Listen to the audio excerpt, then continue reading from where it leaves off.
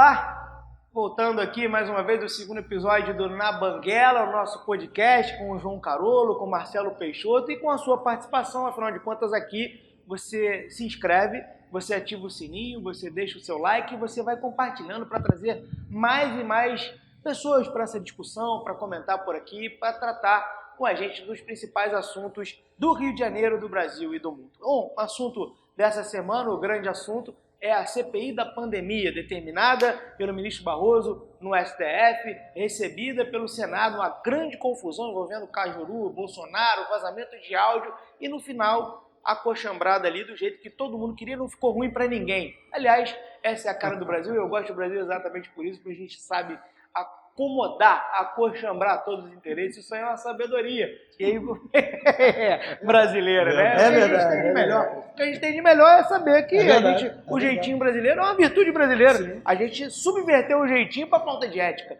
Mas vamos falar sobre isso. Tudo bem, João? Como Tudo é que tá? bom, graças a Deus, para estar aqui de novo. Vamos comentar sobre tudo isso aí, com certeza. E aí, Marcelão? É uma semana quente, né? É. O tema é polêmico e está fervendo, né? E a temperatura só promete subir, né? Só promete subir nos próximos dias. Com certeza. E reviravoltas interessantes como essa, né? Que alargou, né? A amplitude aí do alcance da própria CPI, né? E promete grandes emoções aí nessa reta, né? Envolvendo governadores, prefeitos. E o povo, né, que está ganhando com isso, né? Porque todos nós queremos saber onde foi parar o dinheiro, né? O que está sendo feito realmente em prol da gente, né? Nessa meio dessa pandemia. Porque eles brigam lá, é tranquilo, né? Aquilo ali é do jogo. Mas o povo está precisando, né? De socorro, está precisando que esse dinheiro e os resultados cheguem, né? Para segurar essa onda aí dessa pandemia terrível. Particularmente, a gente sabe que CPI não dá em nada, né? CPI, aquilo é um circo. É a famosa pizza. Não, né? Pizza não serve para nada. CPI tradição. Comissão, o nome é bonito, comissão parlamentar. Aí quando fala de inquérito, não serve. Rapaz, a gente já teve CPI da CBF por causa de uma final com a França, que teve uma teoria que ia ser roubado, que foi roubado. O que você lembra desse? Não, mas ele viu, né? Não deu em nada. Só deu que fez até um senador, né? Teve lá o nosso craque Romário, virou senador. Virou senador, eu também. Por causa da CPI do nada, né? Eu me lembro da pergunta. Uma pizza de vento, cara. O cara virou senador. O político aproveita, o político adora essas CPIs, porque é o momento em que eles vão aparecer de novo. Aparece lá na campanha com seus correligionários, e agora a oportunidade do cara aparecer de novo para falar, porque eu tô aqui, hein? Votar em mim, eu tô aqui, fazendo pergunta idiota, não serve para nada. E do ponto de vista legal também, aquilo não serve para nada.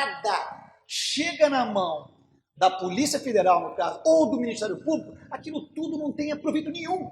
Nenhum, te falo, aquilo ali não serve para nada, porque não é feito da maneira correta, não são ouvidos da forma correta, entendeu? Como se é numa sede de MP ou numa sede de uma delegacia, entendeu? Tem um ar, né, de seriedade, coisa que não tem numa CPI. Eu me lembro daquela cena dantesca, para se dizer a verdade, não me lembro qual foi o deputado que perguntou para o Ronaldo Fenômeno, né?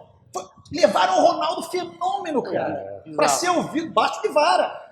Ameaçaram que ele tinha que ir, porque ele ameaçava não ir. Foi lá, sentou, e eu me lembro que nós perguntamos, por que o Brasil não foi campeão? Resposta do Ronaldinho, porque a gente perdeu o jogo. Irritado. Falou, perdemos porque não ganhamos do jogo, pô. É uma final, perdemos. Qual o problema?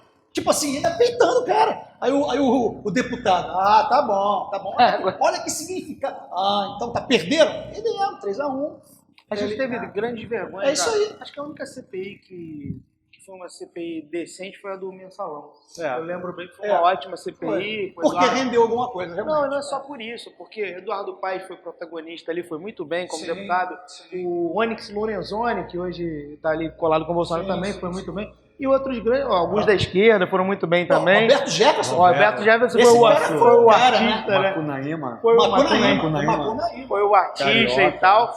Mas os personagens que deram os depoimentos também foram bons. Sim. Eu lembro muito bem do depoimento do Zé Dirceu, foram vários, mas vários, ele sempre chamou a responsabilidade ali protegendo os... Achei muito interessante a participação do Zé Dirceu também, quase como réu ali, então, como investigado, né? Acabou preso em virtude disso, mas foi muito... Os personagens querem, assim, dizem muito sobre também uma CPI. Sim. Aí vai ser interessante ver para onde vai essa CPI. Né? Vai ouvir governador, vai chamar os governadores para serem... Follow the money. Tem jeito. E ano que vem é um ano de eleição, né? Você vai acabar usando, né? Os opositores vão querer usar já a CPI para bombardear o concorrente do ano que vem. Então isso aí, cara, eu acho que esse fogo em algum momento vai baixar a temperatura. Cara, isso, concordo, porque é o seguinte, essa CPI foi levantada para atacar o governo. O governo Bolsonaro, fato, claro e evidente isso. O tiro saiu pela culatra. Porque teve outros senadores, e parece que esse Girão, eu vi algumas reportagens, ele se posiciona, ele nem é pró-governo. Ele não é pró-governo. Aparentemente. Ele apoiou, né, e eu apoio também, a CPI da toga, né, o lava-toga, que tem que ser feito para ontem isso. Né? Porque no Brasil parece que só o executivo e o legislativo tem corrupção. Meu Deus do céu. Meu Deus do céu. O resto veio do Olimpo. Pô, o resto tudo veio do Olimpo também. Os ungidos, são os ungidos que ninguém tem a moral e a ética acima de tudo. Não vou falar do TJ aqui do Rio, porque, pô, choveu no molhado, né? A gente não vai dizer nome, mas o que eu já ouvi falar e sei de muita coisa. As histórias não são boas. As histórias não são nem um pouco boas do nosso TJ aqui do Rio. Da Bahia também, de São Paulo. Então, quer dizer, tem que fazer. Agora, voltando para a CPI, a tentativa foi, primeiro, a minha impressão foi a seguinte, do ponto de vista assim como brasileiro, o Brasil não precisava de uma CPI agora para nada. Todos os esforços têm que ser voltados para debelar o combate. Todas as autoridades, deputados, senadores, juízes, todo mundo tem que se concentrar nisso. Ok, mas sabe que é o Brasil, né? A gente sabe que continua a esquerda, né, festiva aqui no Brasil, ela continua e sempre, e claramente o Zé Dirceu falou, nós vamos, o Freixo falou também, o Ciro, todos falando, a nossa, esse ano até 2022 é atacar e acabar o governo Bolsonaro, é a ideia. A ideia que eles fazem de uma esquerda no Brasil é uma ideia de atacar. Deixa eu te falar, eu tenho pensado muito sobre as frases dos antigos. O cabeça branca no Brasil, ele é massacrado, né? Massacrado, né? A gente já falou sobre isso no primeiro programa, mas eu aprofundei em uma semana eu comecei a pensar sobre o baixo astral que nos acomete. Meu avô sempre falava uma frase, eu convivi com meu avô só há 14 anos, meu avô é um cara incrível, ele falava uma frase que era assim, depois que inventaram tá ruim, nunca mais ficou bom. Verdade. Eu acho isso muito da gente, de todos nós hoje, da nossa sociedade. Verdade. A sociedade, ela busca sempre a vitimização. Não só na lacradora, não só no YouTube, não só na televisão, na vida pessoal, humana, assim, na relação marital, relação de namoro, relação de amigo. Sempre a pessoa, então nunca tá bom. O sofrimento virou algo que parece que é algo fora do comum. Exatamente. É parte da vida. É parte da vida. A dificuldade é parte da vida e hoje tá ruim, reclamar. Sempre foi ruim. Hoje eu tava vendo, tem o TikTok, que é a rede social que mais cresce no mundo. Chinesa. É internacional hoje, né? O Brasil adotou muito o TikTok e muita gente faz dinheiro. Tem uma alemã que veio morar no Brasil, que é gringa alguma coisa, ela é linda, inclusive, e ela falando, gente, ela falando agora, eu vi hoje, ela falando que a bisavó dela atravessou as 2 guerras. Ela falava sobre, toda vez quando alguém tentava puxar dela, você sabido. 2 guerras. Sendo que numa Alemanha protagonista, que sai perdedora das 2 guerras, massacrada pelo resto do mundo, dividida, humilhada e tudo isso, e a bisavó dela passou e morreu com 102 anos de idade, tranquilona. E ela fala sobre isso, ela fala assim, gente, hoje eu olhava pra minha bisavó, que tinha tudo pra se vitimizar, né? Passou fome. O jogo é jogado. Jogo jogado. Então, eu queria falar sobre isso. E aí lembrei de outra frase também, que era o seguinte, não dá pra ir vestido de virgem numa fé, no Redevor, não dá. Então é o jogo da política. É o jogo da política. Não dá pra gente se assustar. Cara, eu concordo, não tem dúvida nenhuma. Eu acho que a posição, em qualquer lugar do mundo, em qualquer país, tem que ter uma oposição que faz lá os seus ataques, é primordial para uma democracia. Eu só acho que no Brasil a esquerda, agora no momento, a esquerda sempre faz muito bem esse papel. É criticar, criticar, criticar. Sempre criticar. Com relação à solução, eles não têm. Normalmente eles nunca vêm eles terem. Eles não têm. Criticar é bom. O trabalho é fácil. É o anti-Dadá Maravilha. É o anti-Dadá. Me traz a problemática que eu lhes dou a solucionática. É verdade, é verdade. Hoje a gente tá faltando Dadá na sociedade, tá não? Tá faltando esse Dadá. Tá faltando, com certeza. A gente só tem a problemática hoje. E a gente realmente, então, eu acho, já falei no nosso primeiro podcast sobre essa frase do Paulo Francis, que o Brasil é o único país que leva a sério ainda o socialismo e o comunismo. Tudo bem, porque eu vi uma vez um professor de economia que dava aula fora, eu não me recordo o nome dele, mas tem muitos anos, deve ter uns 10 anos atrás já, no YouTube. E ele fez um comentário, um desabafo, dizendo o seguinte: aqui nos Estados Unidos, nós temos democratas, existe essa rivalidade, claro, democratas e republicanos, mas ninguém mais defende uma esquerda, um socialismo, como ainda se olha no Brasil. É jurássico. Essa defesa do socialismo, como se é feita no Brasil hoje, é jurássico. Diria um professor meu, um professor de direito penal, Mário César, que Deus o tenha. Ele dizia, no Brasil, se olha, ele dizia... Mário César que foi delegado e tudo? Não, ele foi juiz. Juiz. Gênio. Faço aqui minhas homenagens a ele, gênio. Melhor professor de direito penal que eu já tive. Pra você ter uma ideia, só dando uma pausa aqui. Eu, quando comecei a ouvir a primeira aula de direito penal dele no CEPAD, eu fui só no caderno, né? Aí chegava para mim o meu e falava, eu adorava direito penal, né? Eu fui, primeira aula, não entendi nada. Segunda aula, já tive um pouco mais de humildade, perguntei para o meu colega do lado. Falei, querido, é aula de quê mesmo? Porque esse professor aí, realmente, eu estou querendo entender. Ele falou, direito penal. Eu falei, claro, direito penal, claro. Cara, na terceira aula eu levei um gravador, porque eu não estava entendendo nada. E ele dizia assim, um dia vocês vão entender. Aluno meu, ele dizia assim, aluno meu não vem aqui para tocar o bife com 2 dedinhos. Pim, pim, pom, pom. O cara já tem que entrar já tocando com os 10 dedos. Eu falei, cara, não vou entender essa aula desse cara. Eu ia com lembra aquele gravadorzinho que você tinha? Eu gravei umas 20 caixas de Ferreiro Rocher, que eu botava esse negocinho, e eu só fui entender ele depois de um ano, estava estudando, botava debaixo do travesseiro na hora de dormir, era engraçadíssimo, eu rindo de mim mesmo. Eu falava, depois de um ano, aquela aula gravada, é isso. O cara tinha doutorado, mestrado na Alemanha. É, sabedoria. O cara era muito bom, entendeu? Então, era uma coisa assim que hoje a gente não vê mais. Ele nunca daria aula online, para começar. Nunca daria uma aula online. Mas voltando aqui para o nosso tema, que eu nem sei mais qual era, quem estava falando mesmo? Falando da pandemia? Da pandemia? Me perdi aqui agora, pô. Não, eu falei para vocês, não dava, usei a sabedoria popular, como o Mário César. Estava falando entendi. Não dá para chegar de virgem. Lembrei. Tô ficando meio gaga, lembrei. A regra do jogo é a regra do jogo. Jogo é jogar. Conhece a anedota do macarrão? Não. Não conhece, não? Essa é a velha anedota do macarrão, clássica anedota. O cara vai comer num restaurante, tem um cabelo no macarrão. O cara é chefe da vigilância sanitária, fecha o restaurante. O cara entra em depressão, não consegue reabrir o restaurante, a burocracia.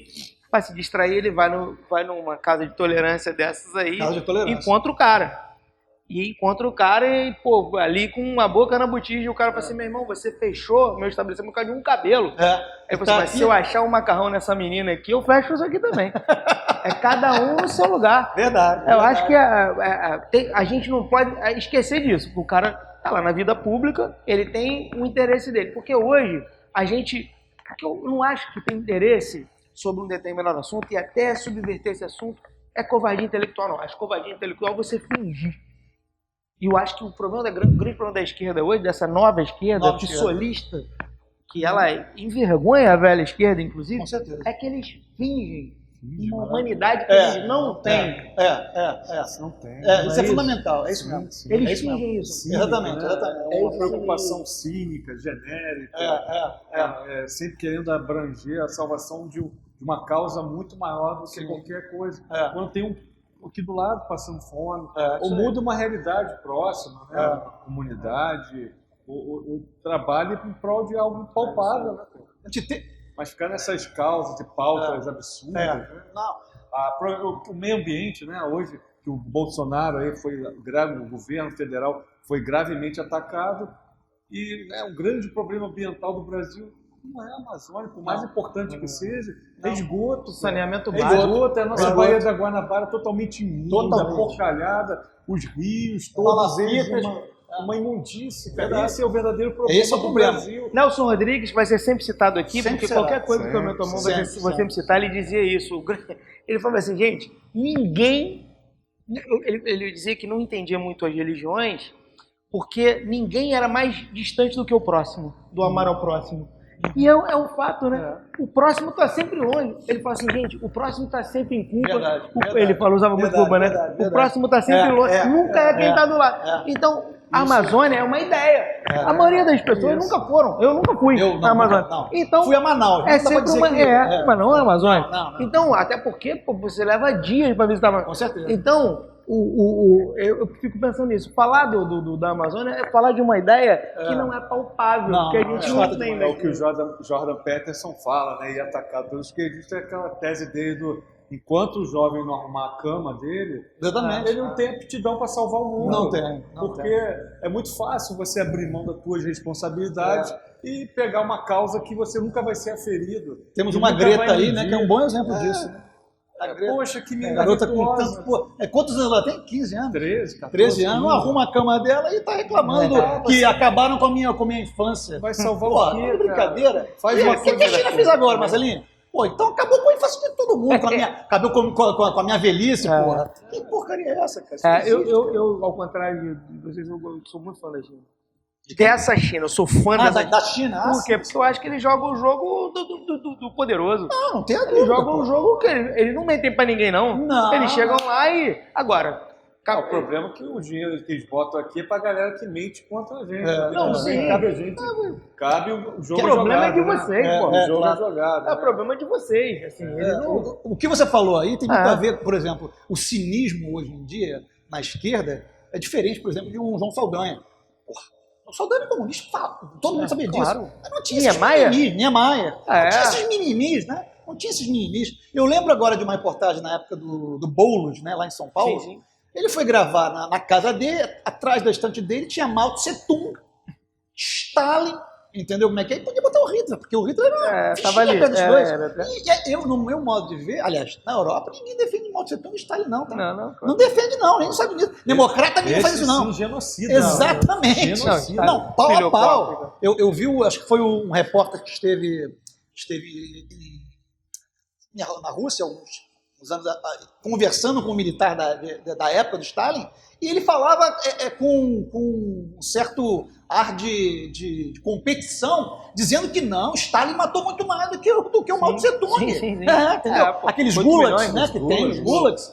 E eu fico, como é que uma pessoa pode, nos dias de hoje, sabendo tudo, e não é nada de história fiada, botar um quadro na sua casa e ainda fazer questão de filmar o quadro, cara? Você sabe que a diferença do Hitler para eles, na minha opinião, sempre foi, desde criança... Os 30 milhões. Não, a diferença para mim, porque o Hitler foi levado ao poder pelo povo. Pelo povo. Isso quando a gente pensa. Verdade. Ele não se faz ditador, ele vira ditador pelos atos. Exato. Mas ele era diferente do Stalin do Mao Tse-tung, que foi pelo povo. Terceiro Reich, ele tem apoio popular. Sim. E depois, obviamente, em 33 ele chega lá. E ele tem um refinamento também. Sim, ele tem um refinamento diferente, ele tem uma cabeça superior, né? Porque a ideia dele era diferente. Não era uma briga local, era uma coisa... Não. Era nacional, no socialismo nacional, diferente do socialismo internacional, que era defendido por... Agora, o interessante, uma vez veio um colega meu me perguntar assim, mas eles não eram... tem aquela corrente que diz que por que os nazistas não tiveram uma atuação de encampar as empresas, coisas que os comunistas, os socialistas fazem, então, portanto, eles seriam de direita. Eu falei, não, negativo. Você falou um grande detalhe aí. Hitler e o corpo nazista, o entendimento, eram inteligentes por quê? Eles sabiam que se eles fossem estatizar as empresas, eles sabiam que eles não iam conseguir fazer a empresa render. Como é que eles vão estatizar uma Bosch? Como é que eles iam estatizar... A capacidade de produção que tem a Alemanha. Exatamente, a capacidade de produção. Alemã, pô. O que ele fez, então? A gente tem até a história do Schindler, né? Ele fez o quê? Ele foi até os industriais, até as empresas e falou assim, olha, vocês trabalham pra gente, tá? Mas vocês continuam produzindo aí. Vocês conhecem como funciona a coisa. Mas eles não estatizaram. Mas foi uma estatização pro Certo, pro forma. Eles vinham livros. Lembra do filme Schindler? O Schindler era obrigado, né, a dar livros, prestar contas todos os meses, dizendo o que ele faz com os judeus, né, o que ele fazia com o dinheiro, para onde ia, porque aquela empresa tinha que gerar fundos para a máquina nazista. Mas em momento nenhum, aí alguns historiadores bobos dizem assim, não, por ele não fez isso, tá vendo? Então ele é de direita. Não tem nada a ver, cara. Tem nada a ver uma coisa. Eles foram mais espertos, isso sim. O nazismo é um negócio muito diferente de tudo, porque juntou Himmler, Göring, Goebbels. Os caras eram psicopatas. Totais. Assim, eles não tinham a menor empatia. É um pragmatismo com o ser humano. Era totalmente diferente. É um negócio que acho que a gente vai levar muitos milênios para entender. Para entender. Quanto mais a gente não tem lastro para entender. Quanto mais você lê sobre essa época aí, né? Do Stalin, do Mao Tse Tung, da Coreia, onde passaram. Né? Como é o nome daquele livro que você leu? Você lembra? Dos Gulag. Esse livro tem que se ler, cara. É desse tamanho, grandão, né? Mas é impressionante, cara. Tem esse que ele é condensado, né? O Gulag, eles são, acho que, 3 volumes. São os relatos dos sobreviventes. É um negócio pesado. É meio assim a estupidez do ser humano, sabe? Dos relatos dos sobreviventes. Eu acho que a ideia do podcast é exatamente essa: a gente trazer um tema central e ir derivando mesmo para enriquecer. E, aliás, surgiu até a ideia da gente dar uma dica todo o programa a partir do próximo de leitura. Verdade. Trazer uma dica de leitura seria interessante. Verdade. E quem um sabe desses seria esse aí. Quem sabe até um dever de casa de leitura. Exatamente. Arquipélago Gulag, que é um que eu acho que é imperdível. Genial. Sim, é surreal. Já ficou a primeira dica, então. Ficou a primeira dica. Eu acho que se você quer conhecer o socialismo, leia esse livro. Um absurdo totalitarismo assim, que impactou assim, era o destino de um soldado russo quando conseguia ser solto, né, pelo exército aliado.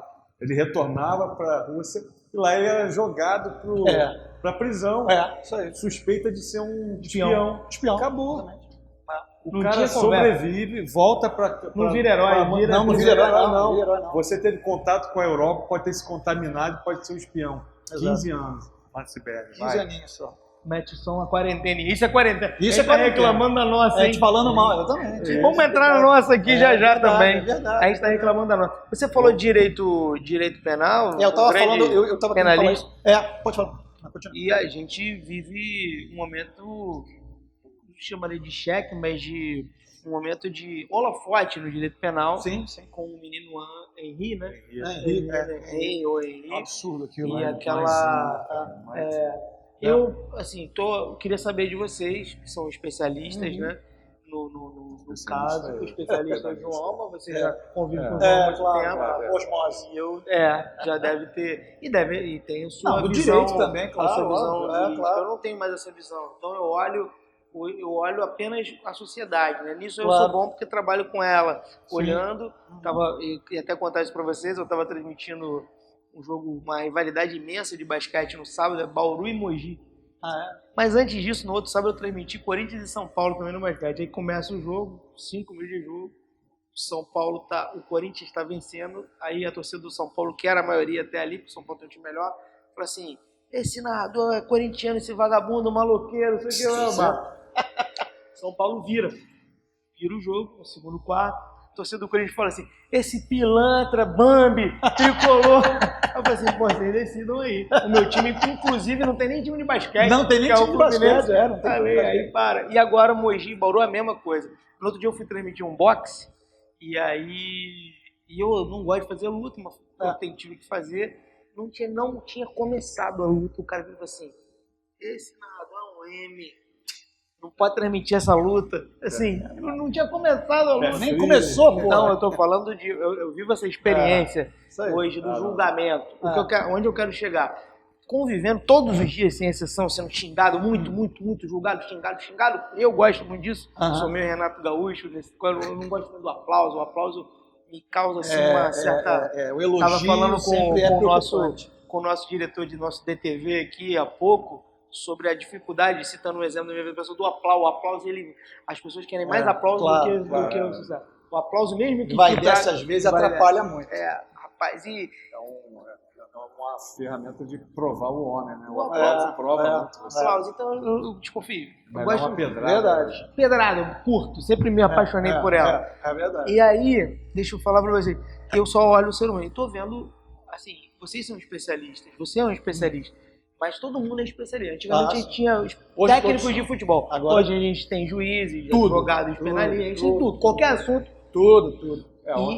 Antigamente a mídia- era só os artistas, né? Normalmente eles tinham aquele curso do tablado que dava 5 canudos. Exatamente. Né? Eles eram especialistas em direito, economia. Agora é todo mundo. Exatamente. Agora Agora é mundo tudo. tem- Todo mundo tem de tudo agora. Todo mundo pode As redes sociais, Não te assusta um pouco isso, não, porque eu assim, como tem muito especialista e muita cobrança com a rede social, os players do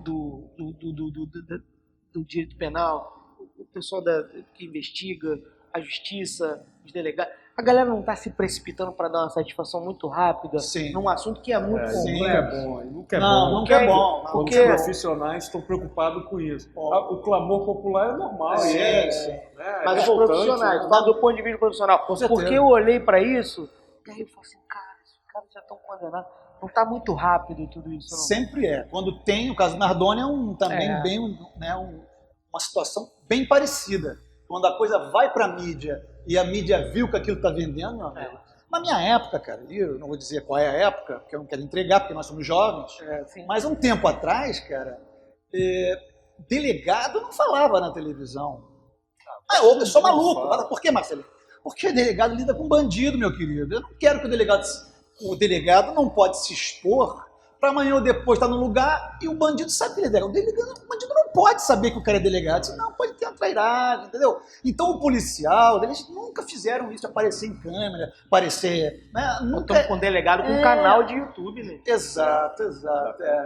Tem mais, né? Tem mais. O da Cunha foi o primeiro, já tem vários. Sim.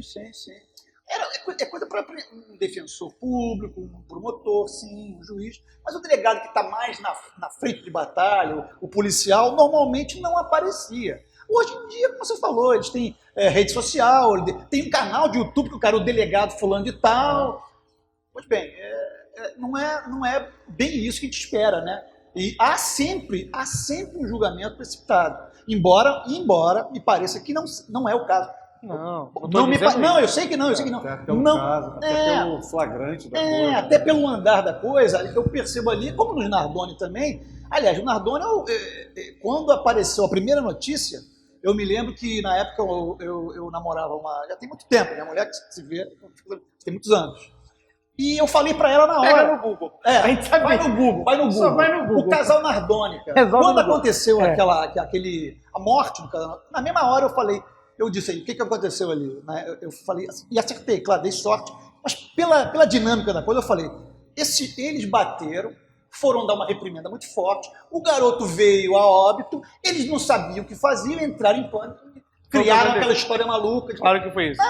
Então eu falei, acharam que morreu e tudo mais, então fizeram aquela idiotice. Se eles pegam o telefone, chamam a ambulância, chamam a polícia, poderia salvar ou poderia não salvar. E conta a verdade, nós demos uma reprimenda. Realmente eles estavam muito agitados e aconteceu. Você tem que pegar um culposo. Um sapeca iaiá.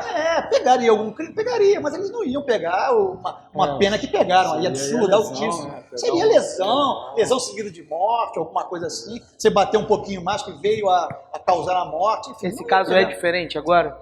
Não, me parece que sim.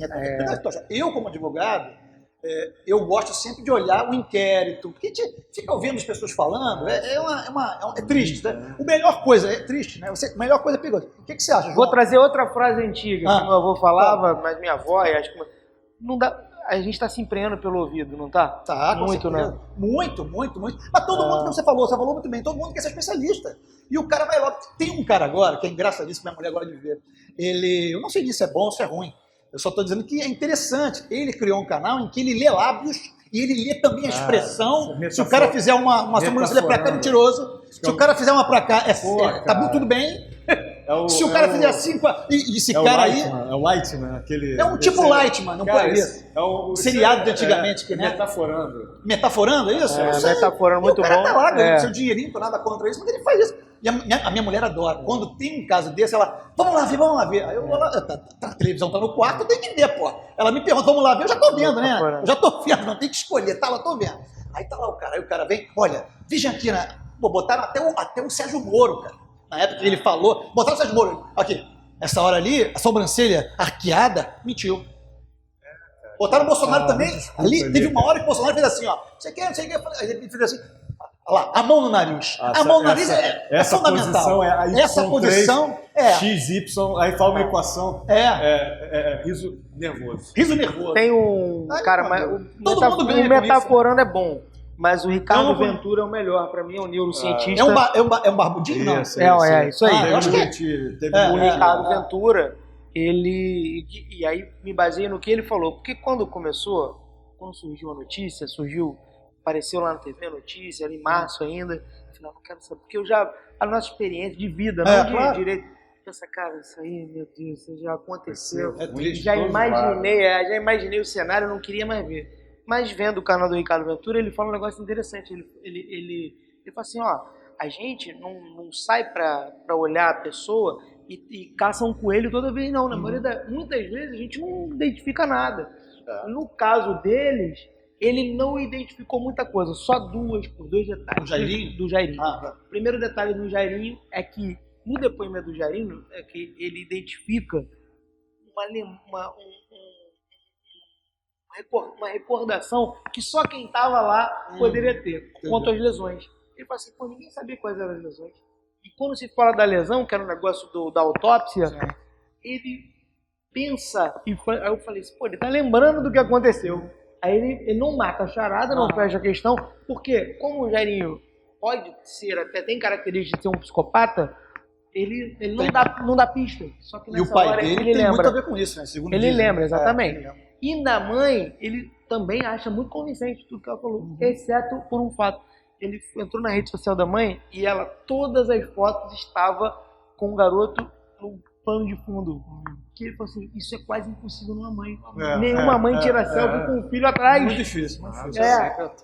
Isso pode não querer dizer nada, ele falou, claro. Mas me chamou a atenção que todas as fotos ela tá na frente de um moleque que tá com a orelha só aparecendo.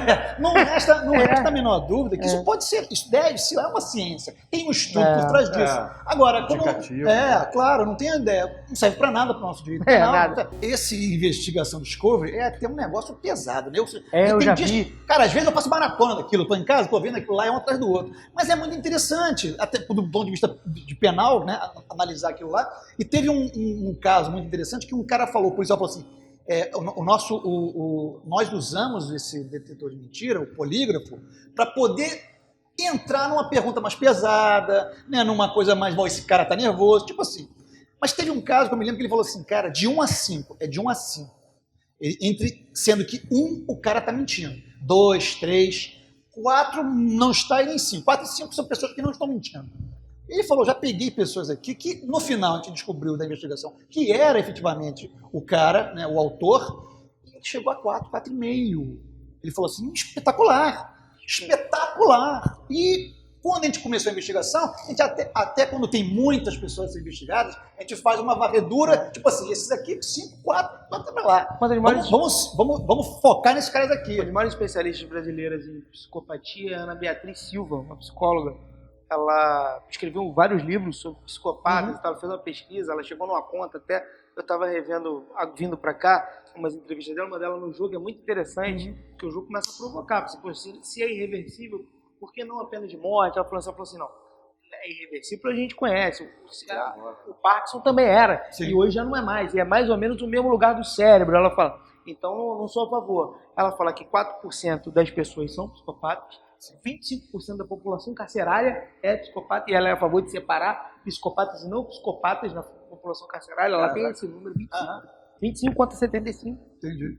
25 da população carcerária brasileira. É muita coisa. E fala sobre o polígrafo. Ela fala que o polígrafo não pode servir de prova nunca. Não pode. E ela fala que o psicopata, como ele não apresenta nenhum gestual e ele não tem nenhuma reação física, o polígrafo simplesmente não detecta. Exatamente. No psicopata você não pode servir de prova. Não, variação, né? Não tem variação Não nenhuma. tem. Um estudo que eles fizeram nos Estados Unidos, que ela participou desse estudo, que pega várias pessoas comuns e alguns psicopatas e assim, foram 2 cientistas brasileiros, ganharam um prêmio. A gente fala da ciência, sacaneia a ciência brasileira, mas são brasileiros que desenvolveram esse estudo lá nos Estados Unidos. Ganharam um prêmio lá, importantíssimo. Ela fala assim, o cara pega um pôr do sol no arpoador, um estupro de uma criança, e vai passando imagens, e assim, um ser humano comum, ele muda o semblante, reage a todas as imagens. Com certeza. Um psicopata, ele encara da mesma. Exatamente. Então não há nenhum aparelho que possa servir. Não tem como, cara. É realmente por isso que, pelo menos isso, eu gosto do direito penal americano, não está dúvida nenhuma, mas também tem coisas falhas. Né? Mas nesse caso, não tem nenhum Estado americano que aceite o polígrafo como prova. Não. A polícia usa, não é obrigatório, nenhum Estado também obriga, até porque não serve de prova, porém... É um termômetro. Eles usam como um termômetro. Você não aceitou fazer, eu já te vejo de outro jeito, bota esse cara como suspeito. Atua no psicológico. Atua no psicológico. Eles resolvem isso. Desse de polícia que a menina vai passar, vai entrar para a polícia, aí a sargento, né, que era uma mentora dela, né, e ela já tinha, essa menina que queria ser policial, já tinha tido uma vida pregressa complicada na juventude. Aí ela chega assim, agora se for passar no teste, ela vai assim, vou te dar um truque, ó, bota debaixo do teu dedão uma taxinha. Aí isso burla, né? Porque não sei se provavelmente quando vem uma pergunta difícil, tu pisa naquilo aí, a dor vai te bloquear, né? Não sei também se é verdade, né? Foi ali, né? Interessante. Mas eu fiquei, pô, tu pisar e sentir dor, a dor bloqueia uma emoção. Já usou droga? Não. Ai, meu Deus. É só pisar na taxinha. Então deve ter forma. Deve ter forma. A maneira, eu acho muito interessante, a maneira como, vendo esses investigações de Discovery, hoje eu posso, antigamente eu não podia, tinha uma suspeita que era assim, mas hoje eu posso dizer que a maneira que a polícia americana resolve os crimes é na delegacia. A sociedade americana já vê como uma coisa suspeita o fato de você intimado levar um advogado. Ele já acha suspeito. Por que ele está levando um advogado? A própria sociedade, ela tem esse pensamento. Eu não devo nada. Não tinha esse brasileiro pensar isso, né? Pô, interessante. Porra, eles têm essa noção, essa moral na cabeça. Eu vou porque eu nada devo. E até aqueles que são criminosos pensam também assim, se eu levar alguém, vão pensar que eu estou devendo. Então eles vão sozinhos. E se ferram. E se ferram porque quando chega uma pessoa voluntária, que participou, ou parece que participou de algum crime, eles botam 2 policiais e começam. Psicologia pura, atacando. Um é bonzinho, o outro é mau. Aquilo existe, o bom e o mal existe. Ataca ali, o outro não, olha só. Aqui basicamente é para te tomar uma grana. Exato, lá. E cara, você imagina, eu me lembro que o professor meu de mestrado, o Geraldo, quem é que não conhece o Geraldo Prado? Sim.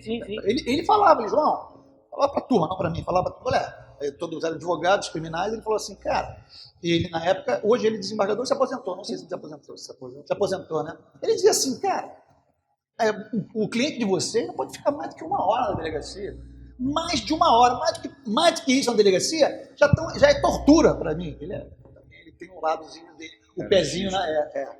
Então, tudo bem, mas eu até entendo o que ele estava falando, né? Não, eu ia falar sobre... A gente tem uma discussão no esporte, Marcelo, que é uma discussão de tecnicismo, muito tecnicismo. Eu conheço os 2 lados dessa história. Eu convivo com... Vocês são uma exceção. Mas a gente sempre, quando tem um caso desse, a gente tem o povo, o clamor da mídia, que quer pegar, matar e esfolar. Malhação de Judas. E a gente tem o tecnicismo criminalista do outro lado, que também pondera tudo assim, não, isso aí, quando tá muito evidente, tá todo mundo também consternado com aquilo e tal. A gente vive esse tecnicismo no direito criminal hoje também? Com certeza. Nesse caso, nesse crime, ele é um clamor muito forte, é uma criança, um anjinho, né, cara, que foi sofreu um crime bárbaro, uma covardia, né? Covardia e o passado do réu é estranho também, né? Então isso também acaba gerando essa Mas sabe o que me preocupa mais de tudo isso? E todo mundo acaba querendo, né, a própria... Hoje está vendo, cara, assim, ainda continua isso. O repórter começou a fazer um julgamento, a mãe, você acredita, o fulano, que a mãe, 3 horas depois do enterro, entrou e fez uma inscrição num curso online de gastronomia e outro de inglês. Que mãe é essa? Assim, cara, tudo bem, assim, eu acho que não tem menor afeição, menor empatia por esses dois depois desse ato, né? Assim, o que eu acho que... Mas isso aí, tanto o cabeleireiro como isso, não denotam nada pra mim, assim. Não, porque isso é relativo. Eu só poderia... É o que você vai narrar depois. Eu só poderia ter, assim, entrar no personagem se eu tivesse perdido um filho nas mesmas circunstâncias. Eu posso estar aloprado. Claro. Conhece pessoas que vão ao enterro de pessoas que eram queridíssimas e não sai uma lágrima. Não, sim. E você fica no automático. Nunca chorei no enterro. Você fica no automático. Nunca chorei. Você nunca foi? Fui em vários enterros, eu nunca chorou em ninguém. Não, por mais que gostar da pessoa. Porque eu sempre quis fazer o contraponto do desespero. Que era assim, eu nunca fui no enterro em que as pessoas não estivessem desesperadas e eu queria pelo menos passar uma certa serenidade. Todos os enterros que eu fui, eu perdi uma prima queridíssima agora, em maio, não foi de Covid, de câncer. Queridíssima, eu cresci com ela, minha irmã, assim, não era minha irmã, porque ela era bem mais velha, mas era... Consideração. Muito. E ela, entre saber que tinha câncer e morrer, durou 3 dias. Ela não sabia nada, ela sentiu uma dor, morreu. Assim, foi um negócio avassalador. Assim, muito avassalador, mano. E então foi desesperador, assim. Entre ela tá em casa tranquila, conversando com todo mundo, e morrendo 3 dias, de sexta para domingo. E aí, aquele desespero e tal, e o filho dela fez esse papel. Eu tenho 2 filhos, um filho mais velho, meu primo, e eu assim, todo mundo questionando, eu falei assim, não, gente... Aí ele falou assim, vamos fazer um papel de equilíbrio aqui, senão vai ser um desastre, velório e tal. Aí, beleza. Então, todas as vezes que eu fui para fazer esse papel. Por isso eu não vejo, muito triste, eu já perdi, vou. Mas sempre porque eu vejo desespero para fazer esse outro lado. Entendi. Então, partiu de um filho. Claro. Pode partir perfeitamente de uma mãe, esse tipo de coisa. Então eu não vejo... Não dá pra você julgar ninguém por isso. Não, eu não vejo nesse fato... Esse tipo de julgamento não cabe. É estranho, mas a pessoa entra no automático. Pois é. Assim, não. Eu acho que esse tipo de julgamento não cabe. Não. Agora, o que eu acho mais desesperador em tudo isso não são pessoas que comentam, são os especialistas que estão no YouTube, no Instagram, no Facebook, mas o mais, para mim, que me preocupa, a TV também, os repórteres, mas o que dá mais medo é ver professores de direito penal, aí que eu ia chegar, né, que deveriam ser especialistas, que falam uma grande asneira. Já vi delegado falando asneira, já vi promotor falando asneira, já vi. E quando você fala asneira, não é um pensamento diferente, porque a gente sabe que em direito tem corrente, e não tem nenhuma besteira. Não, é besteira mesmo. Já vi acontecer isso. Também não sei se pegaram o cara... Porque a gente sabe, né, Marcelo, que o promotor e o juiz estudam muito, fato. Estudam muito. Em algum momento. Em algum momento da vida, mas depois eles param completamente. Natural, pô. O cara estuda 4 anos, 3 anos vai passar, passou, vai falar, meu amigo, agora deixa eu dar uma relaxada. Curtir um pouco, Isso, e aí passa-se anos e o cara não estuda, mas tá lá na serventia dele, tá lá no cartório, aí assim ele já trabalhando mecanicamente, vendo um julgamento ali, outro aqui, já vai entra na mecânica. E quando vem alguma coisa muito... fora da área dele, se ele não souber sair, eu já fiz de quantas vezes, já me ligaram, tinha uma época que eu passava muito daquela Roquete Pinto, que tinha uma senhora lá que me chamava muito para fazer aquelas rádios ali, gente boa pra caramba, pessoal, muita gente boa lá na Roquete Pinto. Mas às vezes me ligavam, advogado, João liga, aí ligava. Eu falava, pode ligar? Pode, só que às vezes me ligava para falar de coisas que não eram do direito penal. E eu pedi licença e dizia que não. Aí até recomendava às vezes o Marcelo, ou aqui, porque eu não vou me arvorar em querer, só porque eu sou advogado, eu vou responder um negócio de direito civil. Não vou, pô, entendeu como é que é? Se fosse direito civil e eu soubesse, também tem que ter isso, né? Claro. Soubesse, eu falo, não, pode. Me lembro uma vez que eu estava indo para uma delegacia lá no Meia e ligou com um cliente, ela ligou e falou que se podia, me pegou no ar. Posso botar no ar? Eu falei, fazer o quê? Bota, pô. Já estava no ar, pelo que eu entendi, né? Tava só esperando apertar o botão, né? Falei, não pode não. Aí, pô, ai, que mico, né? Aí bota, então, mas procura dar, não entra em detalhes, não sei o quê, mas eu já vejo muitas pessoas, os profissionais que deveriam ser profissionais, falando asneira. Isso é que é preocupante, né? Isso me preocupa. Isso é preocupante. Eu não consigo, quando eu dou aula de direito penal online, hoje é só online, e eu até comento com os alunos lá nas minhas aulas, falo assim, cara, o professor de direito, da minha área, de direito penal, que dá aula online, não tem um aluno para olhar para cá, ver se o cara está entendendo ou se ele está completamente, né, perdido no assunto, porque quando você olha para a cara dos alunos, ele vê todo mundo assim, né, perdido. E você faz. Eu falei, aqui, como a gente não tem esse retorno, nós temos que ser meio esquizofrênicos.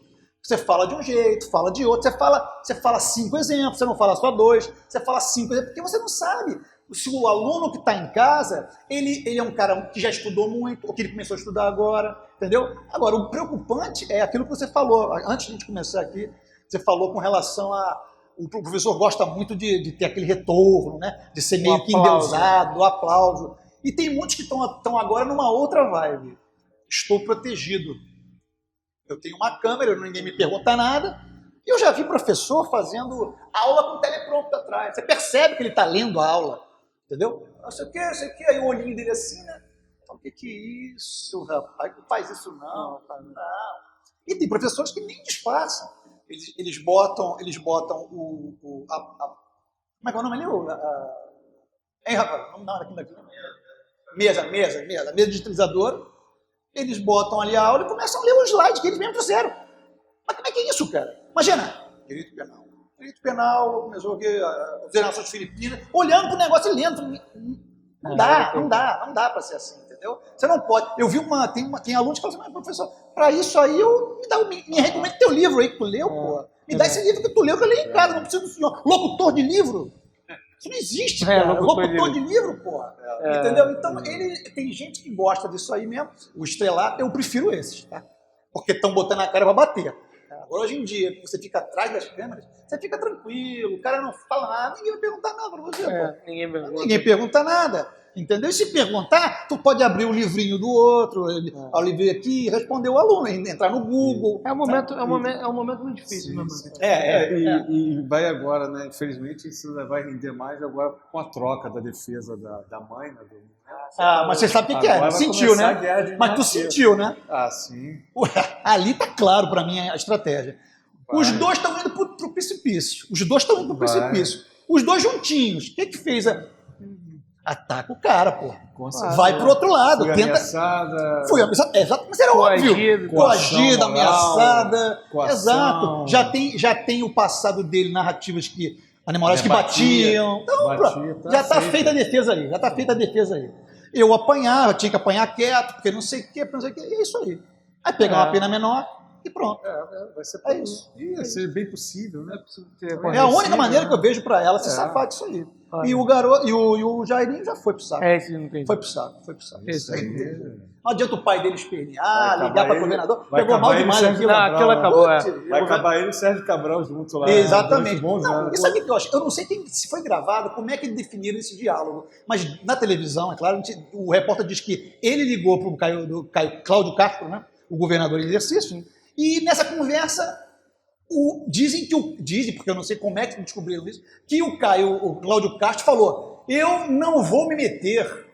Aí eu falei, na época eu estava vendo essa televisão, tinha um dia que eu estava vendo essa televisão, não é que eu não vou, você não pode se meter. Ele teria que ter dito isso. Eu não sei, eu repito, não sei como foi, fizeram conseguiram levantar essa narrativa, mas se é verdade que ele falou, eu não vou me meter, tá estranha essa conversa. Porque a resposta dele deveria ser o seguinte, eu não posso, não devo e não posso. As leis estão aí para isso. Não, mas tem que falar. Mas eu acho que essa conversa, eu não vou, me parece mais contundente do que eu não posso. Você acha? Claro, porque eu não posso, eu até faria. Não.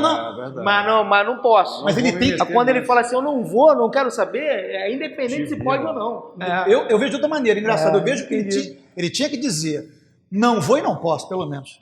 Ele tinha que deixar claro que isso é uma... Eu não tipo sei. Tu me ligar, João, Marcelo, vai. Ô, João, vou meter nessa parada não, cara. Eu acho que foi mais por aí, né? Provavelmente eles se conheciam, né? Coisa de político. Não eram desconhecidos. Lá na área lá de... Pode ser, estou sendo pesado com o governador, né? Estou sendo pesado. Acho que sim. Até porque aquela festinha que ele deu, eu não gostei, não. Mas ele é afinado. Mandou de ficar em casa. Mas eu gostei dele cantando. Ele é afinado, cara. Ele é afinado. Eu vi o pagodinho dele. Ele é afinado. Não, cantou bem. Eu vi. Já ganhou respeito ali. O pagode ele mandou bem. Mandou bem. Ele foi contra o lockdown e a gente depois descobriu por por quê, né? É, Tinha cantava, uma festa, tinha né? uma festa, Tinha né? uma Exato, festa, exato. uma apresentação, né?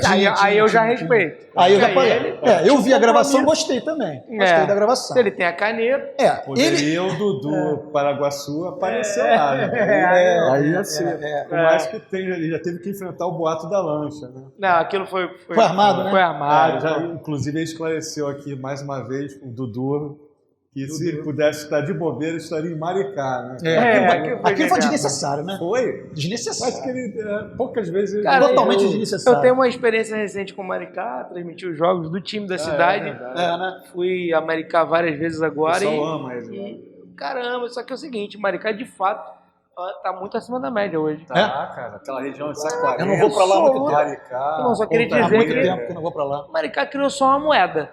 Tem um banco Rumbuca, se eu não me engano, no banco lá, criou uma moeda local, um Bitcoin físico de Maricá e que o dinheiro circula lá dentro. Interessante. Mas parada não, Maricá é a exceção que confirma a regra. É o governo de esquerda que deu certo. Não precisa nem falar de Cuba, é falar de Maricá. É a exceção, pra tu ver que os caras são mais vagabundos do que incompetentes. Porque o cara lá, ele só não é vagabundo e deu certo lá, o Quaquá com o pessoal dele lá. Muito bom. O Maricá é o lugar que você olha pro royalty e pensa, os caras botaram aqui. É diferente do que fizeram na região dos lagos, por exemplo, quando todo mundo botou no bolso o royalty, você não via nada, não via nem saneamento.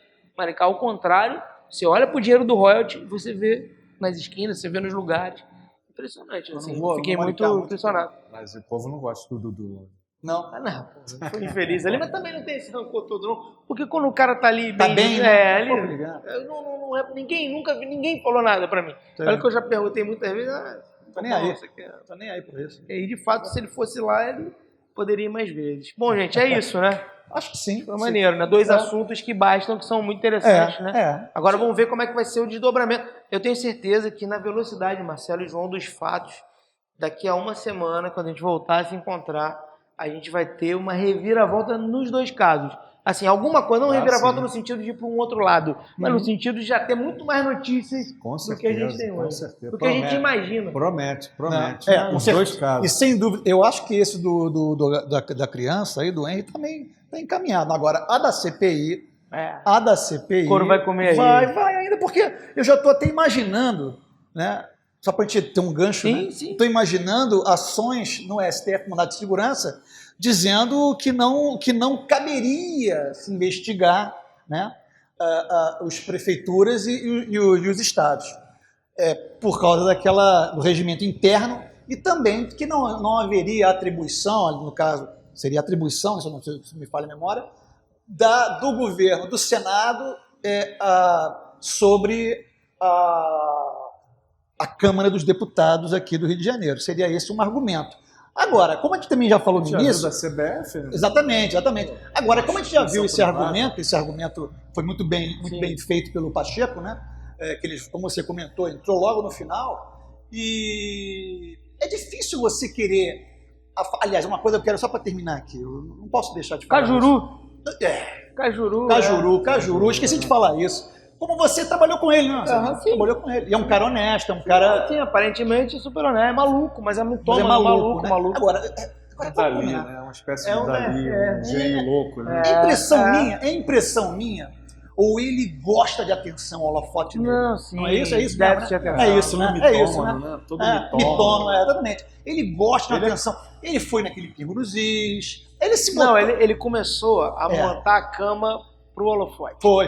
Ele se juntou com o Caio Coppola. Exatamente. Mas acho que ele deu um tiro no pé agora. Não, agora ele se ferrou. Eu acho que também que ele se ferrou. Porque ele perdeu... Ele tava indo bem. Ele perdeu toda a adesão, de todos os lados. Ele ficou sozinho lá. Sim. E se você perceber... Porque tem visão, no áudio que ele vazou, tem visão pra tudo que é lado. Marcelo Tais falou isso na Cultura. Marcelo Tais fala, pô, Cajuru, conheço bem você, mas se você estiver do lado da esquerda, você olha pra você e pensa, pô, que cara subserviente. Se você olhar pro lado da direita, tu pensa, pô, o cara tava querendo... Queria. Aí você repara na conversa, O Eduardo Bolsonaro até fala isso no Pingo dos Is de ontem. Anteontem, ele fala, a impressão que eu tenho é que ele queria um favor, ele tava buscando um abraço. Você percebe. Eu nunca te pedi nada. Você percebe claramente que ele... E isso deixa ele numa situação muito ruim, por isso que você está falando. Porque você percebe que ele, como tem o conhecimento da gravação, E de antemão ele já estava pensando em liberar. Ele controla a conversa. Não, isso é de uma baixaria do cara. Baixaria. Se eu fizesse com um de vocês dois, vocês me davam porrada. Você é Isso tiro, existe, desculpa, cara. mas aí é tiro. Não dá, cara. Então, Nos Estados Unidos ele é preso. Né? ele iria preso. Aqui, Aí vem aquela pergunta, né? Todo mundo perguntou, mas isso aí é crime? Não, não é. Efetivamente não é. O STJ diz que não é. A própria lei diz que não é. Isso era um entendimento já de anos, de que não há o crime. Mas é no mínimo imoral. Cara, do ponto de vista como presidente da República. Isso, olha, eu vi aqueles amarelos, inclusive, falar uma grande verdade. Vocês têm que tirar da cabeça pessoas que não gostam ou que gostam do presidente Bolsonaro, tire da cabeça o fato de, não, mas é contra o Bolsonaro. Não, ele é o presidente da República. Nem contra o Lula poderia fazer isso, nem contra ninguém. Não pode fazer isso. E bota também um detalhe aqui. A ingenuidade também do Bolsonaro em conversar com todo mundo pelo telefone. Foi muito ingênuo ali. Eu, na posição dele, nunca falaria com você. Juro, Marcelo e Marcelinho. Nunca. Eu, numa posição dele, não falava contigo no telefone. Na minha, que nem é zero. Eu não falo com você no telefone. Juro por Deus, amanhã depois eu sou o presidente, tô botando claro que hipotética. Nunca falaria. Você me liga e eu vou dizer, Marcelinho, por aqui, não. Não é. Mas não, um abraço, te amo. E ligava, né? Tô desligando, Marcelinho. Você tá até me ofendendo me ligando. Você sabe que eu não falo, pô. Agora, é uma ingenuidade dele fazer isso. Acho que eu vou terminar, então, lembrando Bezerra da Silva, né? Era caguete, sim. Só sei que a polícia chegou no velório e o dedão do defunto apontava pra mim. Era isso. O caguete. Esse cara não existia. Era defunto. Era o que a minha geração aprendeu com as gerações antigas, com X9, com o caguete. Putz. Era exatamente o dedo de seta. O cara morto, ó. Não, o dedo de seta é o pior dos seres humanos. O caguete é o pior. Irmão, eu respeito o Sérgio Cabral por isso, assumiu o flagrante. É verdade. Só ele foi lá, me dá tudo. Bota Lula. tudo em Eu mim. achei que ele fosse falar. Lula também. Lula também. Zé Dirceu. Feras brabas, sujeitos Feras brabas. homens. É verdade. Isso, aquilo, pegaram no... Agora, sujeito homem é sujeito homem. Porque o caguete é o pior dos homens. É a vibra. O que o Cajuru fez ali é de uma baixeza. Pois cara. Ele acabou. Acabou. Não é pra hoje essa história, mas eu conheço uma história dele de um repórter que era o melhor amigo dele, tem 20 anos atrás isso. Aquele Juca Kfouri, sim. Que ajudou ele numa fase... Tiveram um problema. Ele teve, segundo o Kfouri, ele teve uma fase de uma doença seríssima, esteve quase morto no hospital, abandonado, ninguém teve. Ele foi lá, pagou, ajudou, e conta a história de que ele não é agradecido ao Juca por nada daquilo. Não que eu gosto do Juca Kfouri, até porque nem gosto. Não, eu não gosto assim das posições que ele tem e tudo mais, mas como pessoa eu não sei, não conheço ele. Cara, eu gosto dele, sério. Mas não importa. O fato é que ele ajudou uma pessoa que precisava muito numa hora de realmente necessidade extrema, e esse fato de ele não reconhecer isso não é muito legal, né? Cara, eu gosto muito do Juca Kfouri. Agora conheço a carreira dele inteira, né? De toda a Playboy, grandes entrevistas na Placar e tal. A coluna dele na Placar. A Placar não é dele? Não era dele, Grupo Abril. Tivita. Mas ele era o cara que escrevia na primeira página da Placar, eu gostava muito. E comentou na TV Globo muito tempo e tal. Tinha um programa de entrevistas muito bom na CNT, que era o único que rivalizava com o Jô, era muito bom para a entrevista dele. A questão, mas ele me ganhou na ética quando ele era o maior rival do Ricardo Teixeira, a ponto de Ricardo Teixeira mandar caçar a credencial dele numa das Copas do Mundo, acho que da Alemanha. Não sabia. Maior rival. E na CPI do futebol, que vocês citaram, o Ricardo Teixeira, eles queriam pegar, tipo Al Capone, no imposto de renda, o Ricardo Teixeira, numa viagem que ele fez num hotel em Dubai. Tipo assim, pra associar a corrupção ao futebol. Aí o Juca Kfouri, que era o maior inimigo dele, falou, não, eu já fiquei hospedado aí 3 vezes no hotel e eu não tenho o dinheiro dele. O cara que tem a grana do Ricardo Teixeira pode hospedar lá todo mundo, se ele quiser. Todo dia. Isso é um absurdo, isso é uma coisa de maluco. Claro. E aí encerro mais uma vez, a gente tem vários encerramentos, o Rafael tá ali já para apertar o botão, né, o finalzinho, que é o seguinte: hoje eu me sinto assim, porque os meus pleitos, que eu sempre considerei justos, eles caíram na mão de gente que está atropelando o pleito por uma vontade pessoal. Sim. E isso atrapalha. Eu acho que a esquerda caiu quando começou a botar de lado esses caras que foram presos e tal, e assumir uma gente sem caráter, sem escrúpulos, sem nenhuma honestidade intelectual. E acho que a direita está começando a correr esse risco, porque tá querendo atropelar os pretos que são justos com o fígado.